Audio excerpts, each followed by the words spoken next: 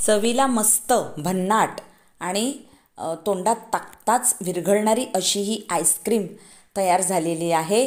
खूप सुंदर दिसते दिसायलाही आणि चवीलाही तशीच छान लागते. हॅलो एव्हरीवन, यम्मी रेसिपीज चॅनलमध्ये मी आशा आपणा सर्वांचं खूप खूप खूप मनापासून स्वागत करत आहे.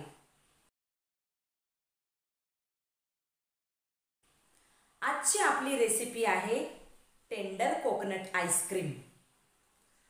तर ही टेंडर कोकोनटची आईस्क्रीम अतिशय स्वादिष्ट आणि खूप चवीला सुंदर अशी लागणारी ही टेंडर कोकोनटच्या आईस्क्रीमची रेसिपी आता आपण पाहून घेऊया. अगदी मार्केटसारखी तंतोतंत आईस्क्रीम बनवून घेण्यासाठी आपण जाड बुडाच्या एका भांड्यात फुल फॅट मिल्क घेत आहोत 1 कप. त्यानंतर पाव कप आपण पिठी साखर घेतलेली आहे, पावडर शुगर, पाव कप दूध पावडर घेतलं आहे आणि कॉर्नफ्लॉर घेतलेला आहे आपण 1 टेबलस्पून. कॉर्नफ्लॉर पॅकेटवालंच वापरायचं आहे, सुट्टं कॉर्नफ्लॉर वापरायचं नाही. आता गॅसवर ठेवायच्या अगोदरच आपल्याला हे एकदम मिक्स करून घ्यायचं आहे, एकजीव करून घ्यायचं आहे आणि नंतरच हे गॅसवर ठेवायचं आहे. आता गॅसवर ठेवल्यानंतर आपण हे तसंच गॅसवर ठेवून न देता हे अतिशय जाड होईपर्यंत कंटिन्यूसली आपल्याला स्टर करत राहायचं आहे. अगदी लो फ्लेमवरच आपल्याला हे स्टर करत राहायचं आहे आणि लो फ्लेमवरच आपल्याला हे शिजवून घ्यायचं आहे. इथे तुम्ही पाहू शकताय की मोठे मोठे बुडबुडे येत आहेत. आता मोठे मोठे बुडबुडे येणं म्हणजेच ते लक्षण आहे की हे मिश्रण आता जाडसर होत आहे. आता हे झालेलं जाडसर मिश्रण या खालचा आपण गॅस फ्लेम बंद करून घेत आहोत आणि हे थंड होण्यासाठी ठेवत आहोत. आता टेंडर आईस्क्रीम बनवायचं आहे, टेंडर कोकोनट आईस्क्रीम बनवायचं आहे म्हणून मी एक कवळा नारळ आणलेला आहे बाजारातून. तो मी फोडून घेतलेला आहे, त्यातलं पाणी बाजूला ठेवलेलं आहे आणि त्यातला फक्त हा जो नारळ आहे तो नारळ आपल्याला वापरायचा आहे. बाजारात तुम्ही गेल्यानंतर तुम्ही सांगाल आम्हाला पाण्याचा नारळ पाहिजे, पण त्यांना सांगायचं की त्यात नारळ असलेला आम्हाला नारळ पाहिजे, कवळा नारळ असलेला आम्हाला पाण्याचा नारळ पाहिजे. तर मी त्या नारळाचे तुकडे तुकडे केलेले आहेत आणि मिक्सरच्या जारमध्ये फिरवून त्याची एक छान अशी पेस्ट बनवलेली आहे. नंतर दुसऱ्या एका भांड्यात मी काचेचा बोळ घेतलेला आहे, काचेचं भांडं घेतलेलं आहे. त्यात मी 1.25 कप व्हिपिंग क्रीम घेतलेला आहे. व्हिपिंग क्रीम तुम्हाला कुठल्याही केकच्या दुकानात अगदी सहज मिळेल. तर हे 5 ते 6 मिनिटं आपल्याला विस्करच्या मदतीने किंवा इलेक्ट्रिक बीटरच्या मदतीने आपल्याला हे बीट करून घ्यायचं आहे एकदम जाडसर होईपर्यंत. त्यासाठी 5 ते 6 मिनिटं लागतील हे व्हिप करून घेण्यासाठी. आणि केकसाठी तुम्हाला करायचं असेल तर केकसाठी 8 ते 10 मिनिटं लागतात आणि आईस्क्रीमसाठी करायचं असेल तर 5 ते 6 मिनिटात हे व्हिप होऊन जातं. तर इथे मी छान असं व्हिप करून घेत आहे. आता हे व्हिप करून झाल्यानंतर यात आपल्याला कंडेन्स्ड मिल्क घालून घ्यायचं आहे. इथे तुम्ही पाहू शकताय, हे पहा मी केवढं जाडसर बनवलेलं आहे. असं जाडसर आपल्याला आईस्क्रीमसाठी हे व्हिपिंग क्रीम बनवायचं आहे.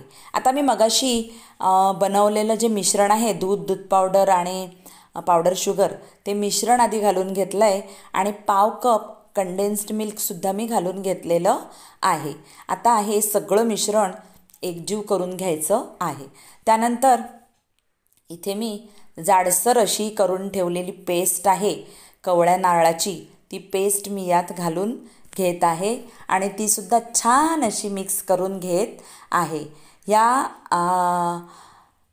बीटरच्या मदतीनेच मी हे छान मिक्स करून घेत आहे. तर इथे तुम्ही पाहू शकता की हे छान एकजीव झालेलं आहे. आणि आता हे मिक्स करून झाल्याच्या नंतर मी छोटे छोटे नारळाचे अगदी छोटे छोटे तुकडे कापून ठेवलेले आहेत, ते मी यात मिक्स करून घेत आहे. म्हणजे आपल्याला आईस्क्रीम खाताना नारळाचा थोडासा क्रंचनेसपणा आला पाहिजे म्हणून यात छोटे छोटे नारळाचे, त्याच कोवळ्या नारळाचे तुकडे आपण घालून घेतलेले आहेत. ते सुद्धा मी छान मिक्स करून घेत आहे. आता हे छान मिक्स झालेलं आहे. आता हे एका एअरटाईट कंटेनरमध्ये आपल्याला जवळजवळ 7 ते 8 तासासाठी फ्रीझरमध्ये सेट करण्यासाठी ही आईस्क्रीम ठेवायची आहे. इथे मी एक एअरटाईट कंटेनर घेतलेला आहे किंवा एअरटाईट डब्बा घ्यायचा आहे. त्यात मला ही आईस्क्रीम मी ओतून घेत आहे आणि सेट करून घेत आहे. व्यवस्थित मी लावून घेत आहे आईस्क्रीम. आणि त्यावर मी थोडेसे नारळाचे तुकडेसुद्धा घालून घेत आहे. तुमच्याकडे आता उरलेले असतील तर तुम्ही घाला, नाही तर ऑलरेडी आपण घातलेले आहेतच, तर तेवढेसे सुद्धा पुरेसे आहेत. तर आता तो माझा व्हिडिओ कुठेतरी स्किप झालेला आहे, तर मी हे बंद करून घेतलेला आहे. आणि 8 तासानंतर फ्रीझरमधून मी आईस्क्रीम काढलेली आहे. अतिशय सुंदर अशी तयार झालेली आहे आणि चवीलाही एकदम भन्नाट लागते ही आईस्क्रीम. नुसतं जसं काय आपण नारळच खातो की काय असं आपल्याला जाणवतं. तर मी स्कूपरच्या मदतीने ही आईस्क्रीम या टीनमधून काढून घेत आहे. अतिशय सुंदर झालेली आहे. दिसायलाही खूप अशी छान दिसते. तुम्ही पाहू शकताय. ही पहा, अतिशय सुंदर आईस्क्रीम मी जवळूनही तुम्हाला दाखवत आहे.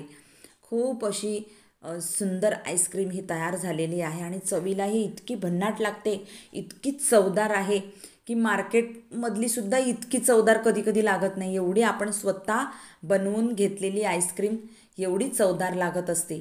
तर तुमच्याकडे जर असे नारळ असतील आणि सगळं साहित्य तुमच्याकडे अवेलेबल असेल तर तुम्ही ही आईस्क्रीम नक्की घरी करून पहा. तर आता माझ्याकडे नारळ आहे, त्याचे तुकडे मी थोडेसे हे गार्निश करून घेत आहे आणि ही आईस्क्रीम सर्व करून घेत आहे. अतिशय युनिक स्टाईलची अशी ही आईस्क्रीम आहे. आता तुम्हाला अजून कोणत्या कोणत्या प्रकारच्या आईस्क्रीम खायच्या आहेत किंवा कोणत्या कोणत्या प्रकारच्या आईस्क्रीमचे तुम्हाला व्हिडिओ हवे आहेत, तुम्हाला रेसिपीज हव्या आहेत, कुठल्या कुठल्या फ्लेवरचे हवे आहेत, कुठल्या कुठल्या फळांचे हवे आहेत, तसं तुम्ही मला कमेंट बॉक्समध्ये कमेंट करून जरूर लिहा. ही जर आईस्क्रीम आवडली तर लाईक करा, शेअर करा, कमेंट करा आणि सबस्क्राईब करा. मग आपण भेटूया पुढच्या अशाच एका आईस्क्रीमच्या व्हिडिओत. तोपर्यंत बाय.